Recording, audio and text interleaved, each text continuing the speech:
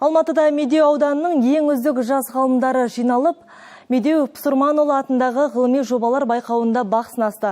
Ғылыми сайысқа аудандағы мектептерден 30-дан аса оқушының еңбегі іріктеліп алынған. Үздік жұмысты қазылар алқасы анықтайды. Атап өтерлігі, тарихи тұлғаның өнегелі өмірін жастарға барынша көрсету мақсатында бұған дейін аудандық деңгейде 5 шара өткен. Оқушылардың ізденістері жаңағы ізденіп, сол туралы осы Медеу Пұсырман ұлының, осы атамыздың тануы, олардың жасаған ерліктері. Ол кісі енді өзінің мына кезінде Верный қаласының губернаторы Колпаковскиймен бірге дос болған.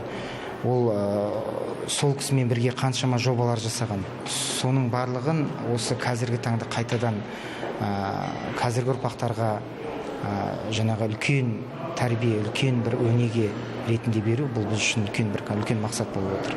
Бір айдың көлемінде біздің ата-аналардың тарапынан, оқушылардың тарапынан, мұғалімдердің тарапынан осы кісіге деген сондай қызығушылық, осы кісінің еліне, халқына өз кезінде жасаған жақсылығын айтып, еске түсіріп, талай ұрпақтарымен кездестік.